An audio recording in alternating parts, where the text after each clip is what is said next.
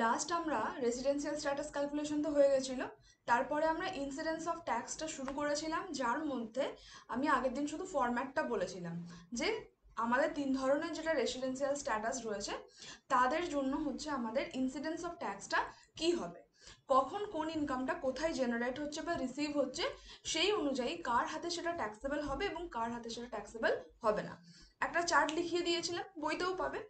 তো সেটা সবার কাছে পরিষ্কার আছে। আগের দিনের ক্লাসটাই সবাই ছিলে, সেটা দেখা হয়েছিল সবার।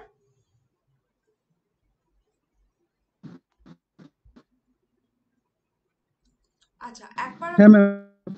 ঠিক আছে, তবু আরেকবার আমি দেখিয়ে দিচ্ছি। দেখানোর পরে আজকে হচ্ছে ওই ইনসিডেন্স অফ ট্যাক্সের ওপরই আমাদের ক্লাস হবে, যেখানে হচ্ছে আমরা দেখবো কোন ধরনের ইনকামটা কার হাতে ট্যাক্সেবল হচ্ছে বা হচ্ছে না, সেই হিসেবে আমরা ট্যাক্সেবল ইনকাম ক্যালকুলেট করার চেষ্টা করব।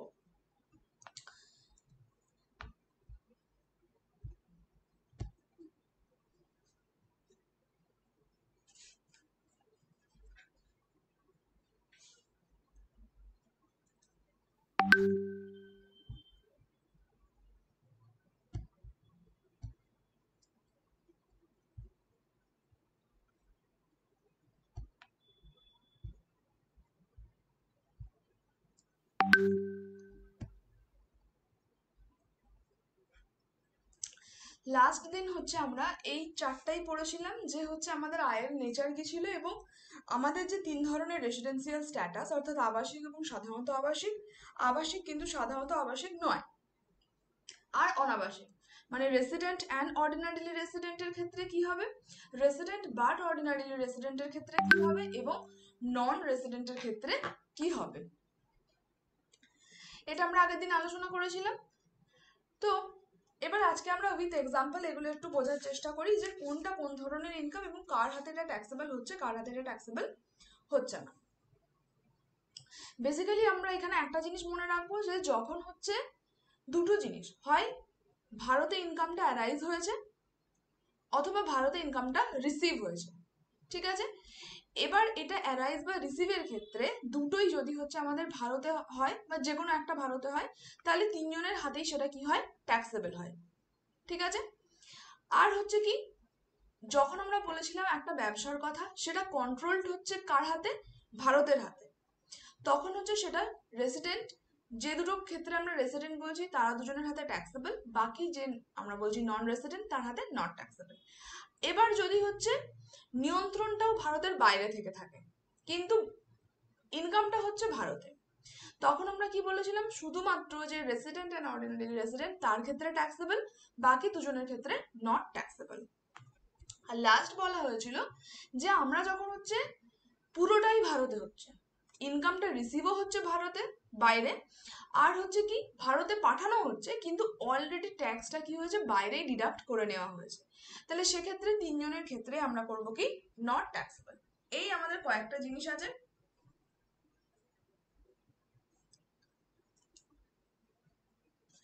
এবার আমরা হচ্ছে উইথ এক্সাম্পল বোঝার চেষ্টা করি।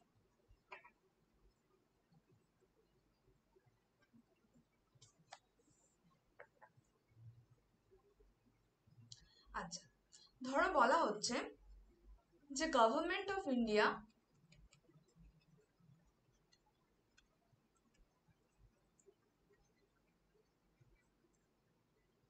pays a salary of rupees 2 lakh to a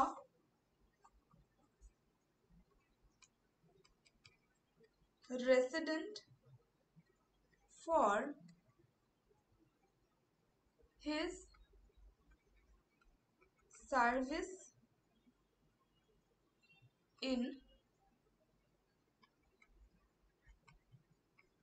England। আচ্ছা, এবার এই স্টেটমেন্টটা বলতে হবে, এই যে পার্সনের কথা এখানে বলা হচ্ছে তার হাতে এই ইনকামটা ট্যাক্সেবল ইনকাম হবে কি হবে না।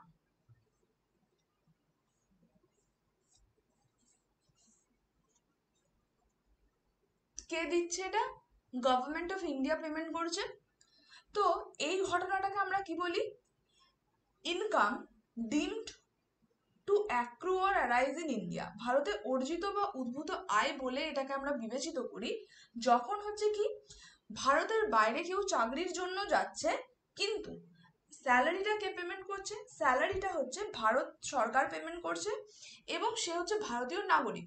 আমরা এখানে বলে দিচ্ছি টু আ রেসিডেন্ট, ভারতীয় নাগরিকের কথা বলছি। তাহলে এই ঘটনাটাকে আমরা কি বলছি, income deemed to be arise or accrue in India, ভারতে অর্জিত বা উদ্ভূত আয়। যখন আমরা কি বলছি যে কোনো হচ্ছে ভারতীয় নাগরিক ভারতের বাইরে চাকরির জন্য যাচ্ছে এবং হচ্ছে তার বেতন কে পেমেন্ট করছে, ভারত সরকার পেমেন্ট করছে, তাহলে এটা আমাদের কি হবে, সেকশন 9/1/3 বলছে। এই কথাটা বোঝা গেল যেটুকু এখন অব্দি বললাম।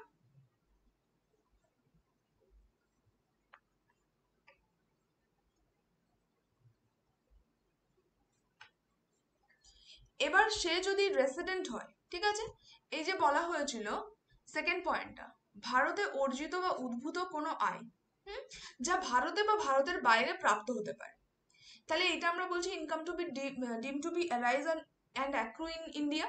তাহলে আমরা বলেছিলাম যে তিনজনের ক্ষেত্রেই ট্যাক্সেবল হবে, রেসিডেন্সিয়াল স্ট্যাটাস যাই হোক না কেন তিনজনের ক্ষেত্রেই ট্যাক্সেবল হবে। যেহেতু আমরা এখানে রেসিডেন্ট বলে দিচ্ছি তাহলে তার হাতেও ট্যাক্সেবল হবে। পয়েন্টটা কি সবার কাছে ক্লিয়ার? হ্যাঁ ম্যাম।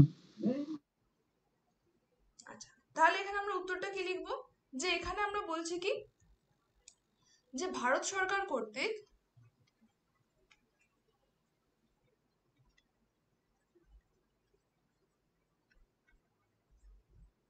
ভারতীয় নাগরিককে আমরা বিদেশে কি দিচ্ছি, বেতন।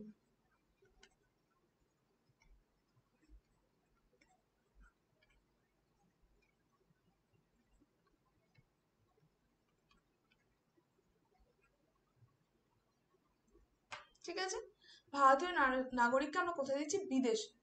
বিদেশে দেওয়া বেতন কি হিসেবে গণ্য হবে, দেওয়া বেতন ভারতে অর্জিত বা উদ্ভূত আয় হিসেবে গণ্য হবে।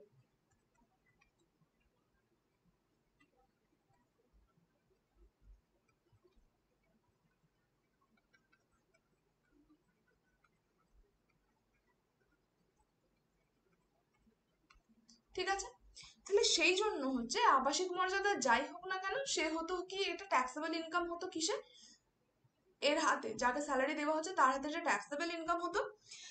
কিন্তু যেহেতু আমরা বলেছি নির্ধারী হচ্ছে আবাসিক, তাহলে তার হাতেও কি হবে, এটা অবশ্যই করযোগ্য হবে।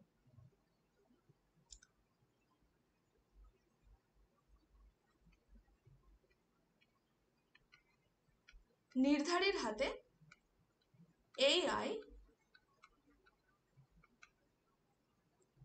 ভারতে করযোগ্য হবে।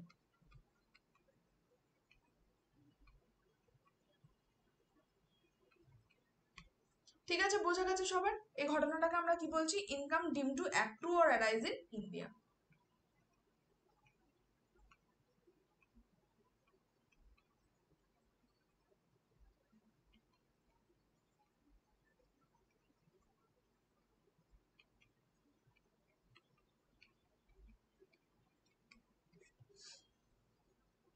ঠিক আছে,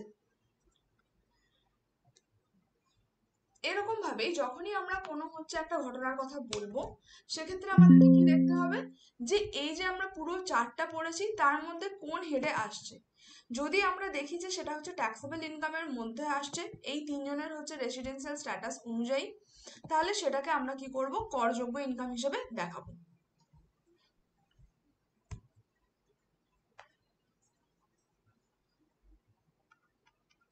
আচ্ছা, এবার আমরা একটাই ঘটনা নেব এবং সেটা তিনজনের ক্ষেত্রে আমরা দেখতে চাইবো যে হচ্ছে কার হাতে ট্যাক্সেবল হচ্ছে, কার হাতে ট্যাক্সেবল হচ্ছে না। ঠিক আছে, আমরা প্রিভিয়াস ইয়ারের হচ্ছে কিছু ইনকামের কথা এখানে নিচ্ছি। প্রথমে আমরা নিচ্ছি ধরো প্রফিটস আর্নড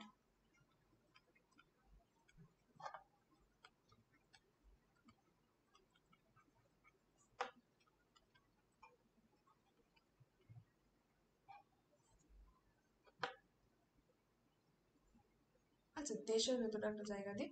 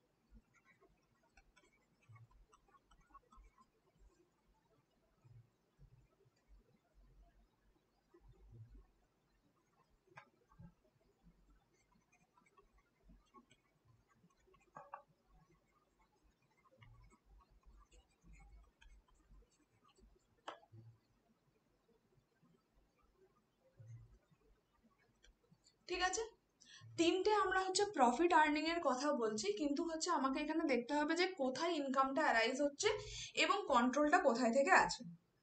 ঠিক আছে, আমরা এখানে দেখার চেষ্টা করব তিনজনের ক্ষেত্রেই আমাদের কি চেঞ্জেস হচ্ছে। প্রথমে হচ্ছে আমাদের এটা আমরা দেখছি এখানে nature of income,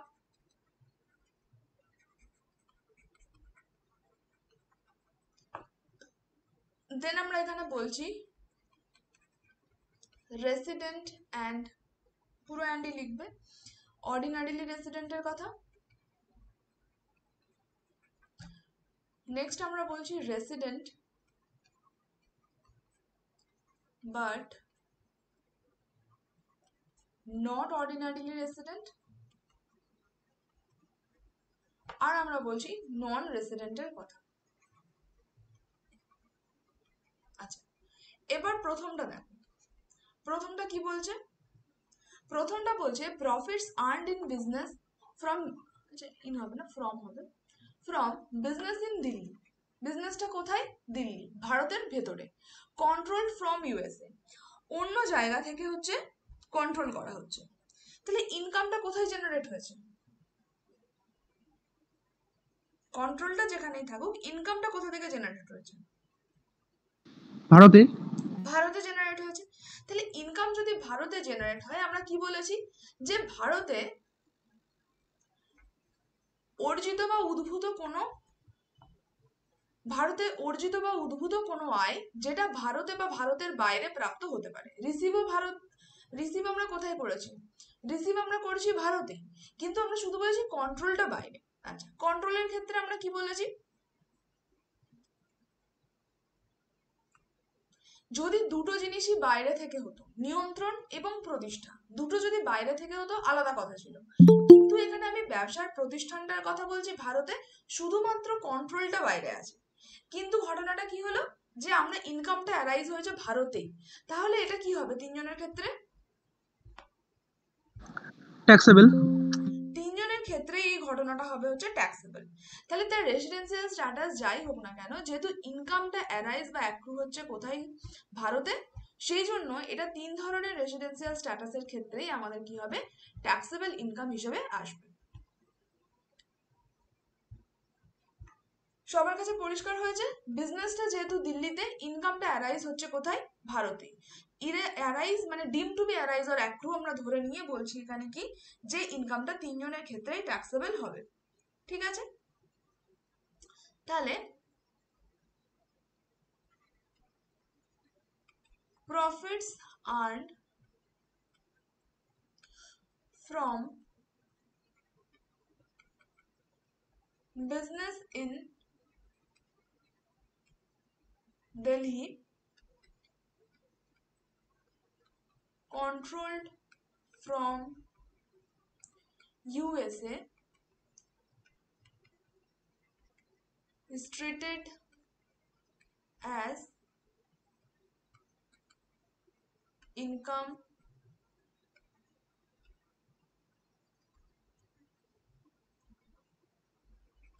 deemed to be arised or accrue in India. Therefore,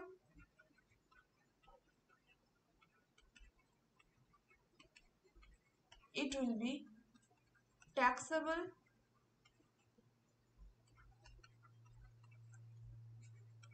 irrespective of residential status.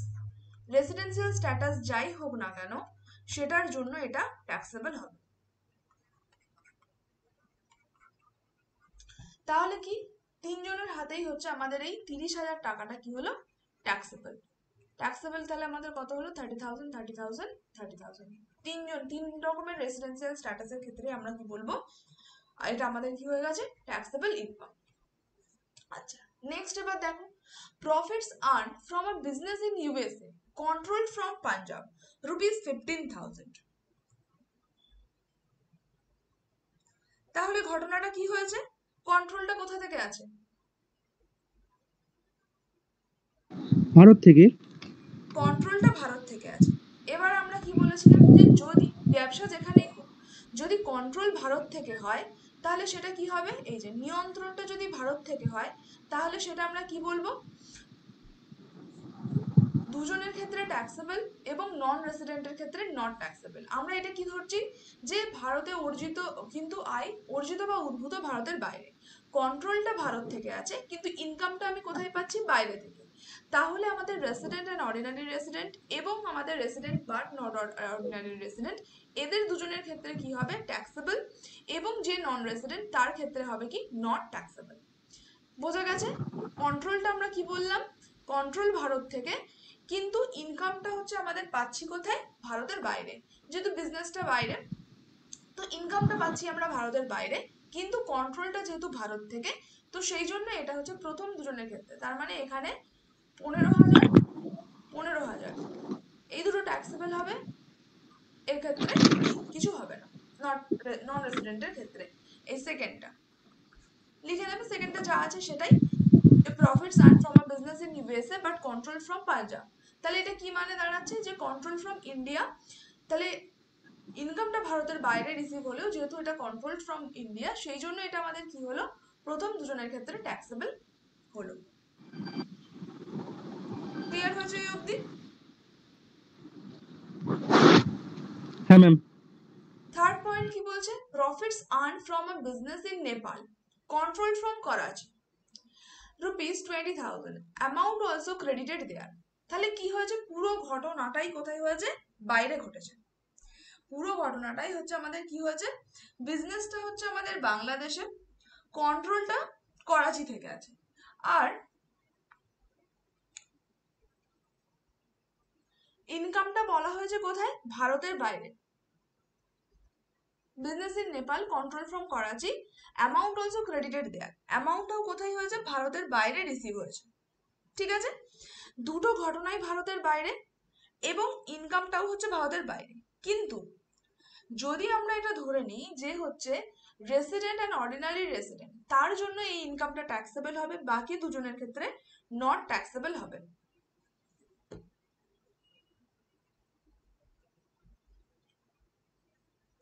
ভারতের বাইরে থেকে নিয়ন্ত্রিত, এই যে এই পয়েন্টটা বলেছিলাম কি 4 নম্বরটা, ভারতের বাইরে থেকে নিয়ন্ত্রিত ও প্রতিষ্ঠিত, দুটোই হচ্ছে ভারতের বাইরে।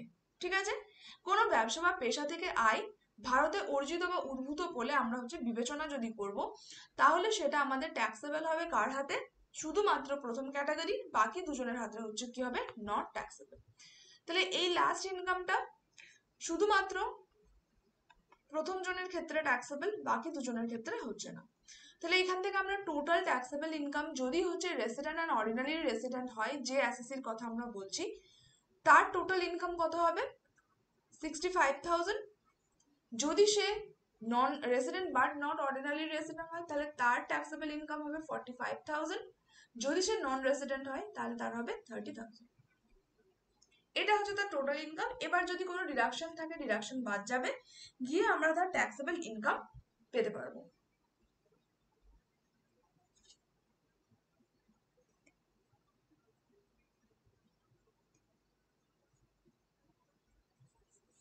এই তিনটে পয়েন্ট ক্লিয়ার হয়েছে কি?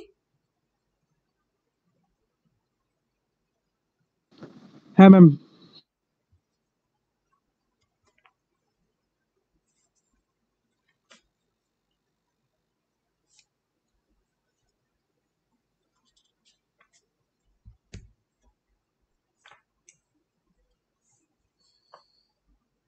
সেম আমরা আবার তিনটে ক্যাটাগরি নিচ্ছি, নন রেসিডেন্ট,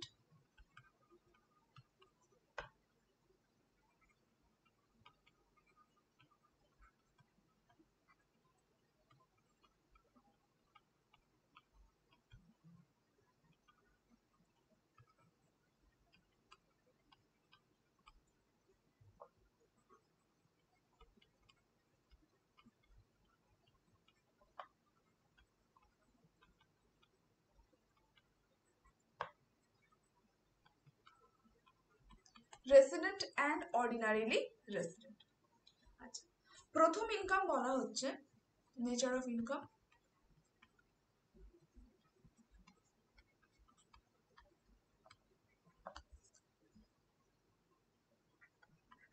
প্রথম ইনকাম বলা হচ্ছে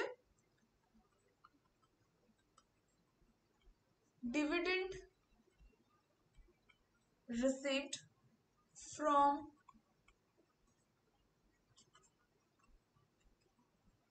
Indian company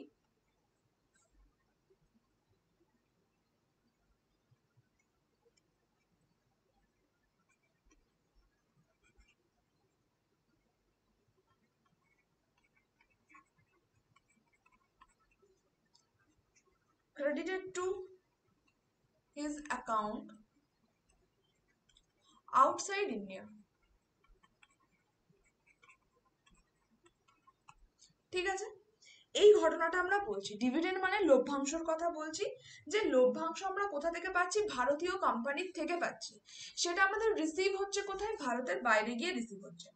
আচ্ছা, যদি আমরা ভারতীয় কোম্পানির লভ্যাংশের কথা বলি, লভ্যাংশ হচ্ছে ইন্ডিয়ান কোম্পানির যেটা ডিভিডেন্ড, সেটা সবসময় হচ্ছে আমাদের কি হবে? নট ট্যাক্সেবল হবে, কর মুক্ত ইনকাম হবে।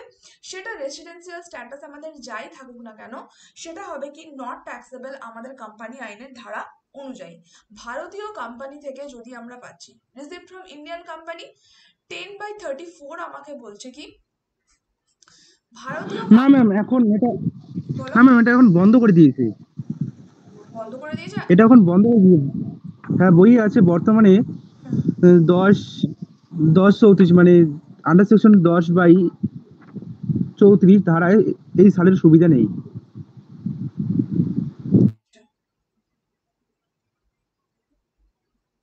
এক সেকেন্ড একটু হোল্ড করো, হ্যাঁ ম্যাম, আমার বইতে তাই লেখা।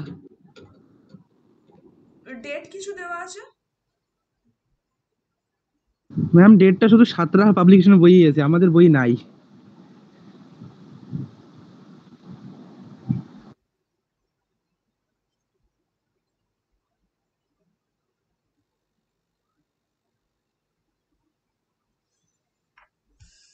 কিন্তু 10/34 আপ টু 10,000 অব্দি হচ্ছে আমাদের ছাড়ের কথা আছে। 10/34,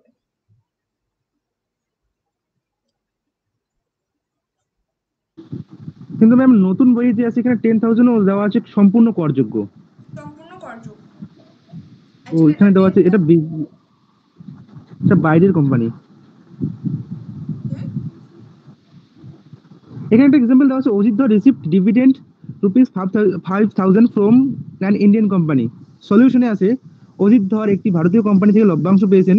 বর্তমানে আন্ডার সেকশন 10/34 ধারা অনুযায়ী ভারতীয় কোম্পানি থেকে প্রাপ্ত লভ্যাংশের ছাড়ের সুবিধা নেই, তাই এই আয় সম্পূর্ণ করযোগ্য।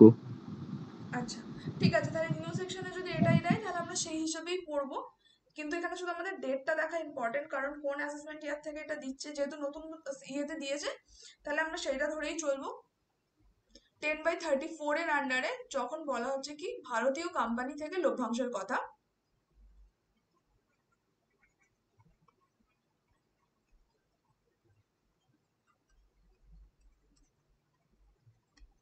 যদি এই আইন হচ্ছে আমাদের নতুন স্ল্যাবে যদি হচ্ছে আমাদের ছাড়ের সুবিধা না থাকে তাহলে এটা ট্যাক্সেবল হবে, তিনজনের হাতেই তাহলে ট্যাক্সেবল হবে।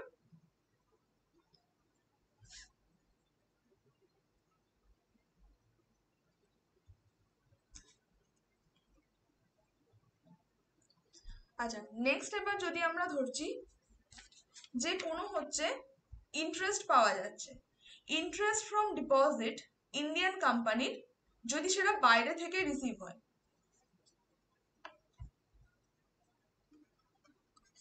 একটা গেল ডিভিডেন্ডের পয়েন্ট, ডিভিডেন্ডেরটা তাহলে সব রকমের ক্ষেত্রে আমাদের ট্যাক্সেবল করা আছে তো নিউ রুলে।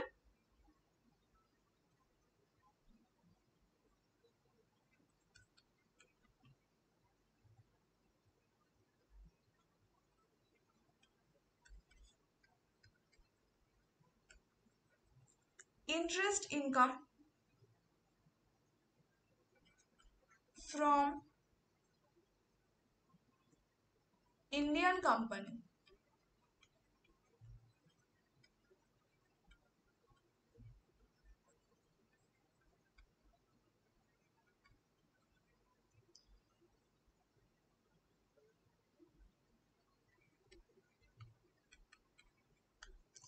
ইন্টারেস্ট ইনকাম ইন্ডিয়ান কোম্পানির থেকে কিন্তু হচ্ছে রিসিভ হয়েছে আউটসাইডে।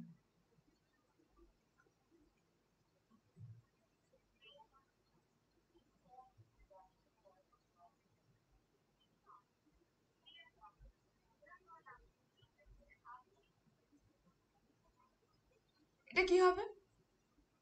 এটা ট্যাক্সেবল কার ক্ষেত্রে? সবার ক্ষেত্রেই।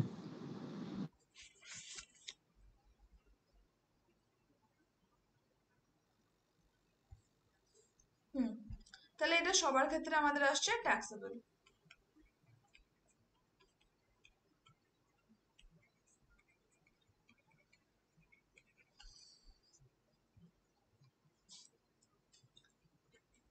আচ্ছা, এবার হচ্ছে যদি আমরা বলি রেন্ট হিসেবে পাচ্ছি, রেন্ট ফ্রম আ প্রপার্টি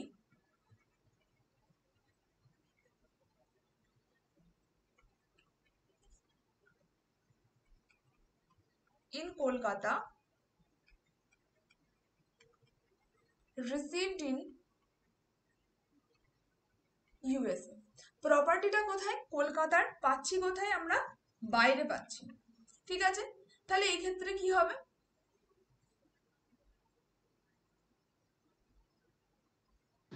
এটাও ট্যাক্সেবল হবে। এটাও সবার ক্ষেত্রে ট্যাক্সেবল হবে। এবার যেটা রেন্টের নিয়ম অনুযায়ী বা হাউস প্রপার্টি ক্যালকুলেশনে যেটা ছাড় আছে সেটা তখন পাওয়া যাবে, কিন্তু এক্ষেত্রে আমাদের কি হবে? তিনজনের ক্ষেত্রেই ট্যাক্সেবল হবে।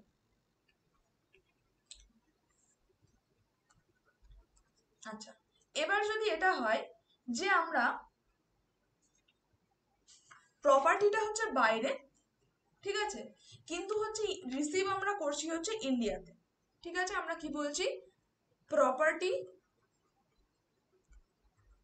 কোথায় আছে? আউটসাইডে, বাট রেন্ট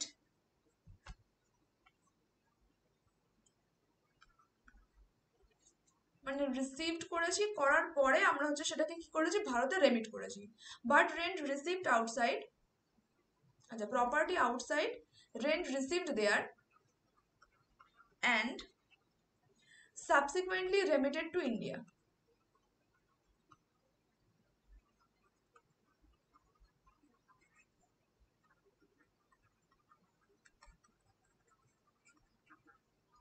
এটার ক্ষেত্রে কি হবে, যদি আমরা পরবর্তীকালে ভারতে প্রেরণ করেছি কিন্তু আমার প্রপার্টিটা হচ্ছে বাইরে আছে।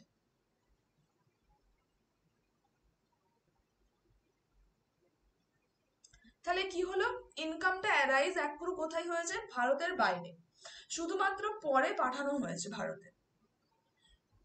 ইনকাম অ্যারাইজ অ্যান্ড অ্যাক্রুড কোথায় হয়েছে, ভারতের বাইরে, পরে আমরা পাঠিয়েছি ভারতে। তাহলে এখানে আমাকে কি বলেছে দেখো, এটা করের ক্ষেত্রে অ্যারাইজ আর অ্যাক্রু হচ্ছে ভারতের বাইরে, কিন্তু হচ্ছে সেটা পরে ভারতে পাঠানো হয়েছে। তাহলে সেটা শুধুমাত্র ফার্স্ট কেসে, যেটা আমাদের রেসিডেন্ট এন্ড অর্ডিনারি রেসিডেন্ট, তার ক্ষেত্রে ট্যাক্সেবল হবে, বাকি দুজনের ক্ষেত্রে নট ট্যাক্সেবল হবে।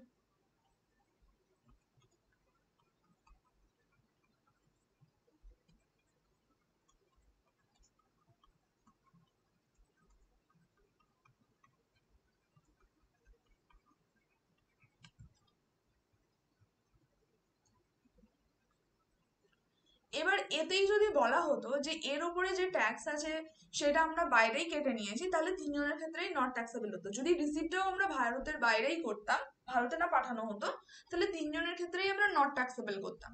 কিন্তু যেহেতু টাকাটা হচ্ছে ভারতে আমরা পরে পাঠিয়েছি, তো ভারতে রিসিভ হয়ে গেছে, সেই জন্য রেসিডেন্ট এন্ড অর্ডিনারি রেসিডেন্টের ক্ষেত্রে ট্যাক্সেবল, বাকি দুজনের ক্ষেত্রে আমাদের নট ট্যাক্সেবল থাকছে।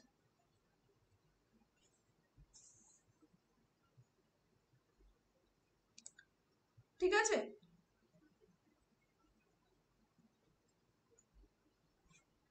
হ্যাঁ ম্যাম। আচ্ছা, এরপরে বলো, কোনো হচ্ছে যদি আমরা এগ্রিকালচারাল ইনকামের কথা বলি, যেটা হচ্ছে ভারতের ভেতরে অবস্থিত কোনো জমি এবং তার থেকে হচ্ছে আমরা কোনো এগ্রিকালচারাল ইনকাম করছি।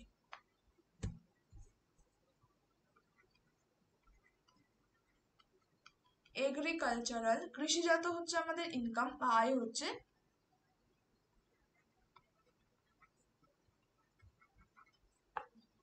যেখানে হচ্ছে ল্যান্ড সিচুয়েটেড ইন ইন্ডিয়া, ভারতেই আছে।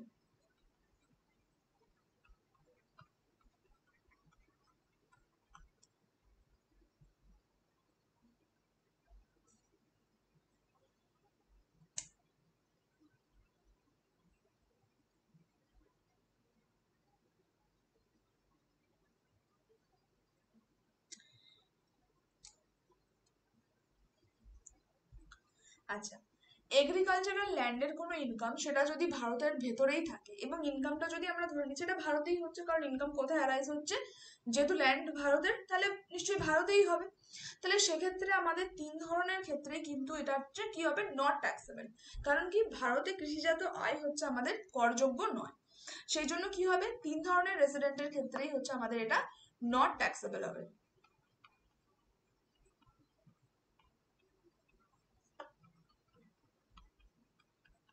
ক্লিয়ার সবার কাছে?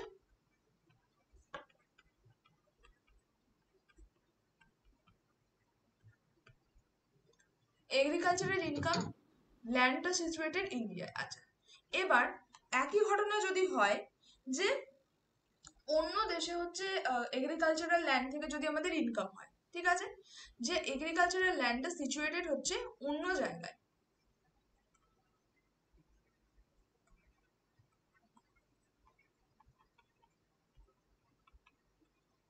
সিচুয়েটেড ইন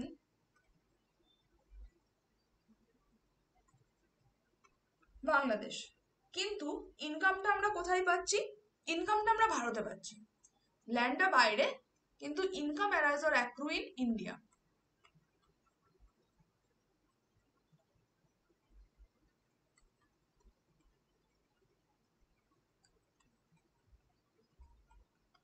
তাহলে এই ক্ষেত্রে কি হবে, ম্যাম একটা ক্ষেত্রে হবে ট্যাক্সেবল আর দুটো ক্ষেত্রে হবে না, মানে যেটা রেসিডেন্ট আর অর্ডিনারি রেসিডেন্ট হবে ওটা শুধু ট্যাক্সেবল হবে। শুধু এটা ট্যাক্সেবল হবে, বাকি দুটো আমাদের নট ট্যাক্সেবল হবে, ল্যান্ড থাকবে বা not taxable. Ma'am under section ওই 10/34 আমি পাঠিয়েছি হোয়াটসঅ্যাপে, দেখে নেবেন একটু। দেখুন ডেটটাও লেখা আছে ওখানে। দাঁড়ান।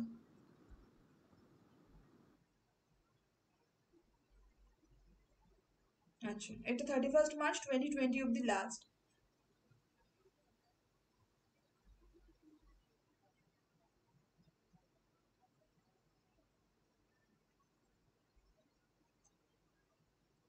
তাহলে এটা আমাদের ট্যাক্সেবল এর মধ্যে আমরা রাখবো। কারেন্ট সিচুয়েশনের জন্য, কারেন্ট সিনারিওতে এটা আমরা তিনজনের হাতে ট্যাক্সেবল রাখবো। যেহেতু আমরা এটা কি করে নিচ্ছি, যে ইনকাম হচ্ছে আমাদের ইন্ডিয়ান কোম্পানি থেকে রিসিভ হচ্ছে, কিন্তু এটা রিসিভ হচ্ছে আউটসাইড ইন্ডিয়াতে। এই ক্লজটা আমাকে একটু দেখতে হবে। এটা দেখো, যদি আমাদের ভারতে রিসিভ হতো তাহলে আমরা ট্যাক্সেবল এটা তো আমরা পার্মানেন্ট বলতামই, কিন্তু এটা বাকি দুটো রেসিডেন্সিয়াল স্ট্যাটাসের ক্ষেত্রে কি চেঞ্জেস আসছে সেটা দেখে বলতে হবে। কারণ এটা দেখো আমরা রিসিভ করছি আউটসাইড ইন্ডিয়াতে, তো সেটা এদের দুজনের হাতে ট্যাক্সেবল হবে কিনা আমি দেখে এটা জানাবো। এর ক্ষেত্রে তো ট্যাক্সেবল হবে, সেটা আমরা করে রাখছি।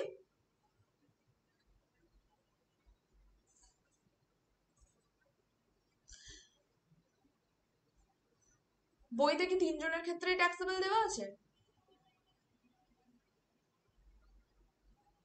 প্রশান্ত, ওই পয়েন্টে কি দেওয়া আছে? ম্যাম এই এই বই অতটা ডিটেলতে নেই, মানে সাতরা পাবলিশিং যে বইটা আছে ওটাতেই ডিটেলতেই আছে। আচ্ছা ঠিক আছে, বাকি ঠিক দুটোর আছে ক্ষেত্রে আমরা দেখে বলবো। যেহেতু এই ছাড়টা আমাদের তো নেই, ঠিক আছে ট্যাক্সেবল হবে, কিন্তু রেসিডেন্সিয়াল স্ট্যাটাসে চেঞ্জেসে কি আসবে সেটা দেখতে হবে।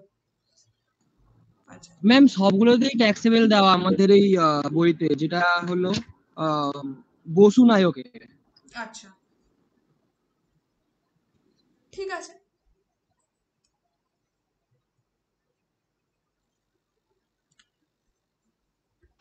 তাহলে আপাতত এটা আমরা তাহলে ট্যাক্সেবলই লিখে নিই।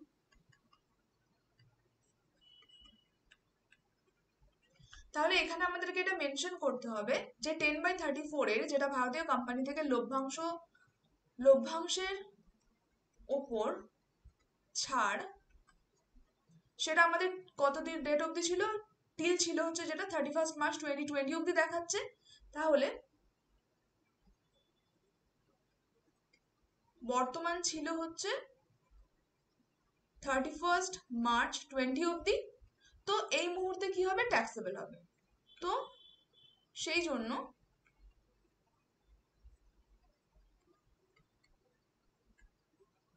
এই মুহূর্তে এটা আমাদের কি হবে, করযোগ্য।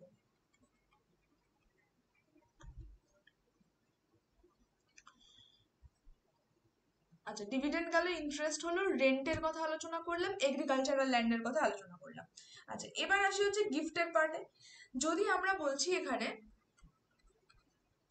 যে গিফট রিসিভড ফ্রম, কেউ কারো হচ্ছে বাড়ি থেকে পাচ্ছে, ঠিক আছে, gift received from parents,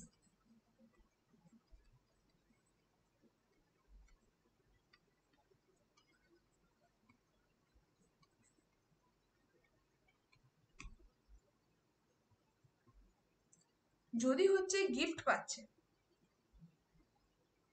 gift হচ্ছে কিন্তু আমাদের যেরকমই রেসিডেন্সিয়াল স্ট্যাটাস হোক না কেন, গিফট যদি কোনো আইটেম কেউ কারোর কাছ থেকে পায়, গিফট হিসেবে কোনো ইনকাম ট্যাক্সেবল ইনকামের মধ্যে আসবে না। তো রেসিডেন্সিয়াল স্ট্যাটাস যাই হোক না কেন, তার জন্য এটা কি আমাদের আসবে, নট ট্যাক্সেবল। যদি হচ্ছে কি বাড়ির কারোর থেকে পায় বা উত্তরাধিকার সূত্রে কোনো গিফট পাচ্ছে, তাহলে সেটা হচ্ছে আমাদের কি হবে, সেই ইনকামটা নট ট্যাক্সেবল সবারই ক্ষেত্রে। ম্যাম যদি গিফট ফ্রম ফ্রেন্ডস হয় তাহলে লেখা আছে এখানে করযোগ্য হবে। হ্যাঁ, এটা আমি উত্তরাধিকার সূত্রে বা পেরেন্টিং এর কথা বললাম। ইনহেরিটেন্ট বা যদি পেরেন্ট যদি বাবা মার থেকে পায় বা হচ্ছে উত্তরাধিকার সূত্রে পায়, তাহলে নট ট্যাক্সেবল হবে। কিন্তু হচ্ছে যদি আমরা হচ্ছে অন্য কারোর থেকে পাচ্ছি, যে হচ্ছে নিজের রিলেটিভের মধ্যে পড়ে না, ঠিক আছে, সেটা যদি হয় তাহলে সেটা ট্যাক্সেবল হবে। কিন্তু সেটাও ট্যাক্সেবল হবে যদি আমরা সেটা আমরা ভারতে পাচ্ছি, শুধুমাত্র হচ্ছে আমাদের ভারতীয় আবাসিক যদি হয় তার ক্ষেত্রেই ট্যাক্সেবল হবে, বাকি দুজনের ক্ষেত্রে ট্যাক্সেবল হবে না। আর গিফটের পরিমাণ 50,000 টাকার বেশি হতে পঞ্চাশ হবে হাজার টাকার লেখা। বেশি হলে। তাহলে গিফট, আচ্ছা ফ্রেন্ড লিখছি না, গিফট আদার দেন আমরা রিলেটিভ করে দিচ্ছি, হ্যাঁ, নিজের ফ্যামিলির মধ্যে কারো থেকে বাদে, গিফট আদার দেন পেরেন্ট বা ফ্যামিলি। যেমন আমরা এক্সাম্পলে ফ্রেন্ডের কথা আমরা বলে রাখছি। আর হচ্ছে অ্যামাউন্টটা হতে হবে কি 50,000 টাকার বেশি হলে হচ্ছে সেটা আমাদের করযোগ্য হবে। Amount exceeding 50,000।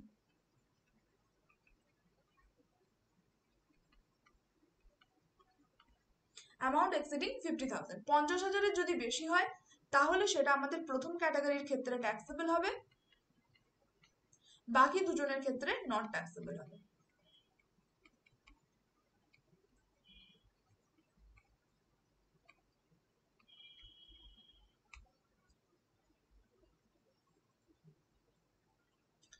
আচ্ছা, গিফট হচ্ছে আমরা পাচ্ছি আদার দেন, এবং সেটা হচ্ছে আমরা যদি ধরে নিচ্ছি হচ্ছে এটা আমরা ভারতের বাইরে পাচ্ছি, ঠিক আছে। গিফট আদার দেন প্যারেন্ট আর ফ্যামিলি যদি আমরা ফ্রেন্ডের থেকে পাচ্ছি আউটসাইড ইন্ডিয়া, ভারতের বাইরে হচ্ছে আমরা পাচ্ছি।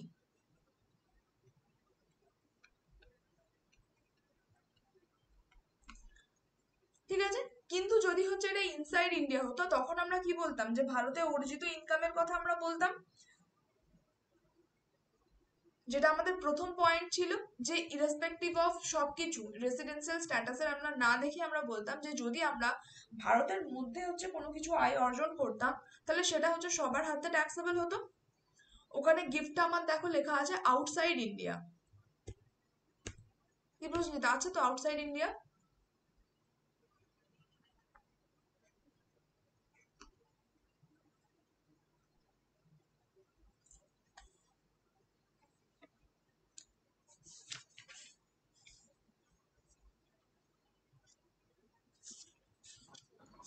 হ্যাঁ ম্যাম।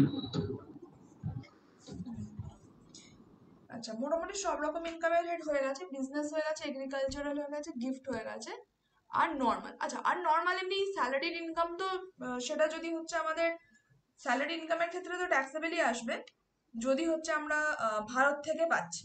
ঠিক আছে, ভারতের কোনো বেতনের কথা যদি বলি সেটা হচ্ছে যদি আমরা ভারত থেকে পাচ্ছি তাহলে সেটা সবার হাতেই ট্যাক্সেবল হবে।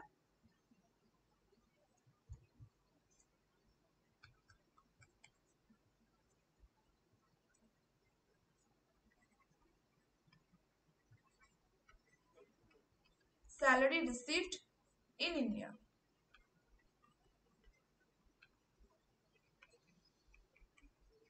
সবার হাতেই ট্যাক্সেবল হবে।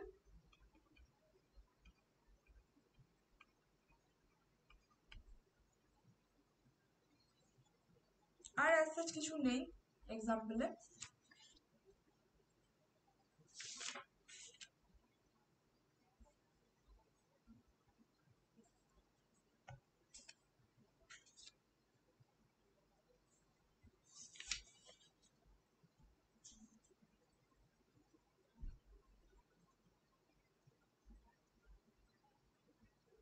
আচ্ছা, আর একটা পয়েন্ট রয়ে গেছে যেটা আমরা লাস্ট পয়েন্ট আলোচনা করেছিলাম, যে যেটা হচ্ছে ইনকামটা আমরা ভারতের বাইরে করলাম কিন্তু সেটা হচ্ছে ভারতের বাইরে যে ট্যাক্সড হয়েছে না হয়নি, সেই পয়েন্টটা আমাদের একটা আছে। তাহলে যদি হচ্ছে অ্যামাউন্ট বা income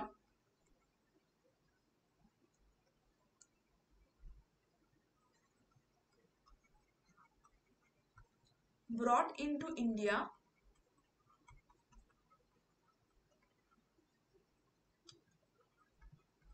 out of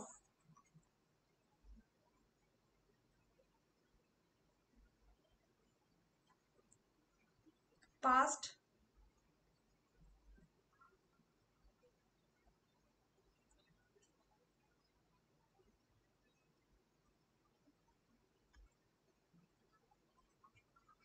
taxed income in foreign।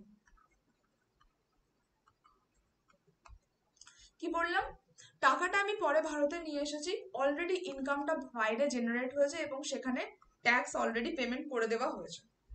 তাহলে এই ঘটনায় কি হবে,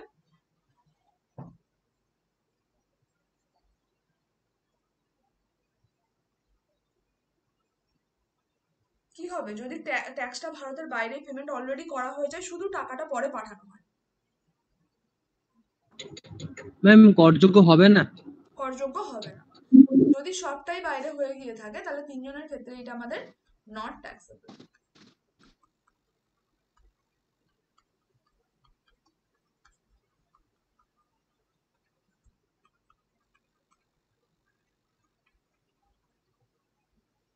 নট ট্যাক্সেবল হবে।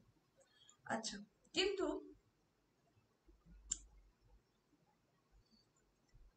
যদি এটা ট্যাক্সড ইনকাম না হতো, যদি হচ্ছে আমাদের ধরে নিলাম এটা ভারতের বাইরে হচ্ছে আমাদের ইনকামটা হয়েছে এবং হচ্ছে আমরা পরে পাঠিয়েছি কিন্তু ট্যাক্সড হয়নি, ট্যাক্সটা তখনও দেওয়া হয়নি, তাহলে তার মানে কি ভারতে আসার পরে হচ্ছে ট্যাক্স দেওয়া হবে।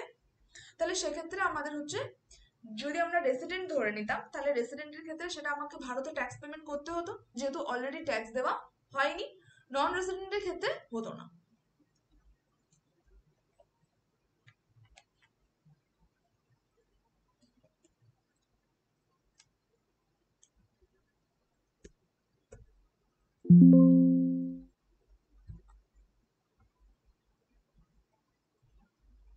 আর কোনো পয়েন্ট মনে পড়ছে কারো? মোটামুটি সব রকম পয়েন্ট আমাদের হয়ে গেছে কভার করা।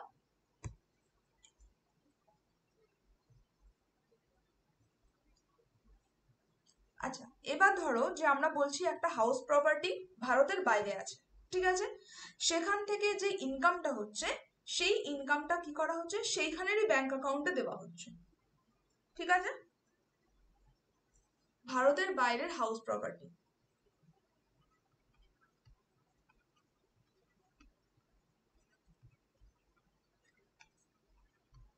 Outside India and income received there, ইনকামটাও কোথায় হচ্ছে ভারতের বাইরে। এবার আমি যদি বলি রেসিডেন্সিয়াল স্ট্যাটাস আমাদের আছে হচ্ছে resident and not ordinarily resident.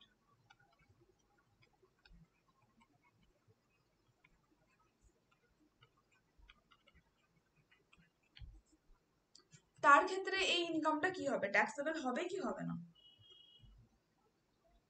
দুটোই ভারতের বাইরে হয়েছে। ম্যাম হবে না।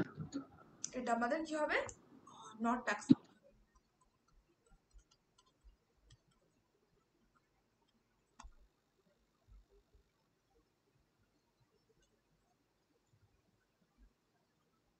আচ্ছা, এবার ধরো আমরা বলছি যে একজন হচ্ছে নন রেসিডেন্ট,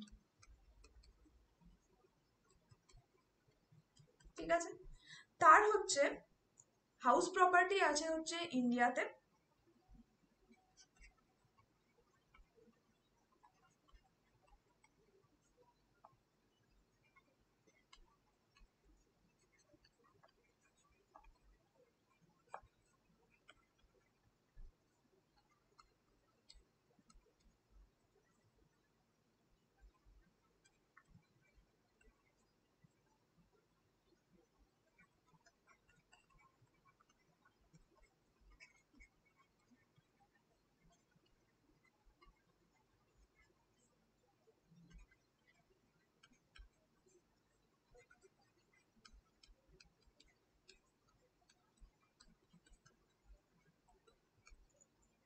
ইন্টারেস্ট হচ্ছে একটা পাচ্ছে সেটাও ইন্ডিয়া থেকে, আর হচ্ছে যেটা হাউস প্রপার্টির ইনকাম আছে সেটাও ইন্ডিয়াতে, ঠিক আছে, তাহলে এই দুটো হচ্ছে আমাদের ভারতে ট্যাক্সেবল হবে কি হবে না, যদি নন রেসিডেন্ট কিন্তু ইনকাম আমাদের দুটো কি একটা হাউস প্রপার্টি থেকে আর একটা সেভিংস ব্যাংকের ইন্টারেস্ট। ম্যাম হবে না মনে হয়। বাকিদের কি মনে হচ্ছে?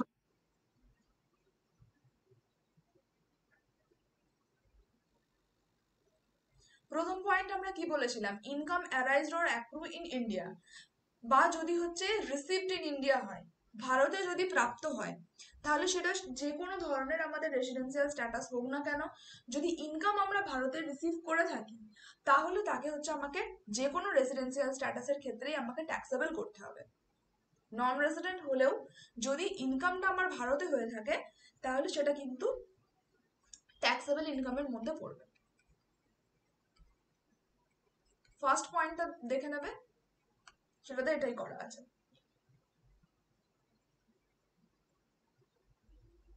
ভারতে প্রাপ্ত হয়েছে তাই। দেখো প্রথম পয়েন্ট আমরা কি বলেছি, ভারতে প্রাপ্ত হয়, আমরা হচ্ছে ভারতে পেয়েছি, সেটা অর্জিত ভারতে বা ভারতের বাইরে যেখানে হতে পারে, কিন্তু আমরা রিসিভ করেছি ইন্ডিয়াতে, এবং এখানে অ্যারাইজও হয়েছে ইন্ডিয়াতে, তাহলে তিনজনের ক্ষেত্রেই আমার ট্যাক্সেবল থাকছে। হ্যাঁ ম্যাম, এটা মনে ছিল, কিন্তু ভাবলাম যে হাউস প্রপার্টির জায়গায় কিছু আলাদা হবে। না, ইনকামের কথা আমরা যদি চিন্তা করি তাহলে দুটোই যেহেতু ভারতে, সেই জন্য।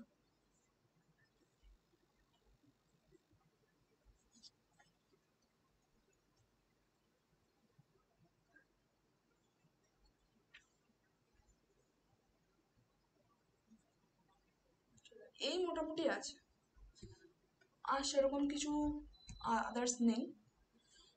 কয়েকটা জিনিসই, একটা হচ্ছে বিজনেসের প্রফিটের ক্ষেত্রে, এগ্রিকালচারাল ইনকামের ক্ষেত্রে, ডিভিডেন্ডের ক্ষেত্রে, বাকি হচ্ছে যেগুলো পাই ইন্টারেস্ট, কোনো স্যালারি, কমিশন, এগুলো যেখানে রিসিভ হচ্ছে সেটা, রেন্টের ক্ষেত্রে, আর বাকি হচ্ছে গিফট ক্ষেত্রে। এই আছে, এই কয়েকটা ব্যাটার আছে এর মধ্যে। তো এটার সাথে সাথে তো এই চ্যাপ্টারটাও আমাদের কমপ্লিট। নেক্সট ডেতে তাহলে আমরা হচ্ছে ট্যাক্সের রিভিশন ক্লাস দেব। ট্যাক্স তো মোটামুটি আমাদের এখানে কমপ্লিট, শুধু না এগ্রিকালচার ইনকামটা দিতে হবে, তাহলে মনে হয় তোমাদের ফার্স্ট সেমিস্টারটা কমপ্লিট হবে, তাই তো? এগ্রিকালচারাল ইনকামটা আছে। হ্যাঁ ম্যাম। ঠিক আছে, তাহলে এগ্রিকালচারাল ইনকামটা হয়ে যাক, তারপরেই আমরা ডিভিশনে যাব।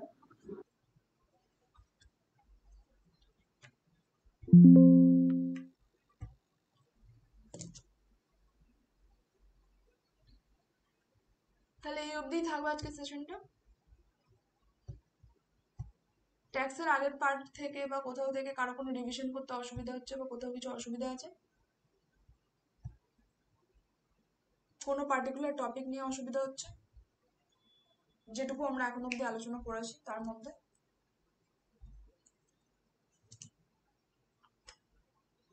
না ম্যাম।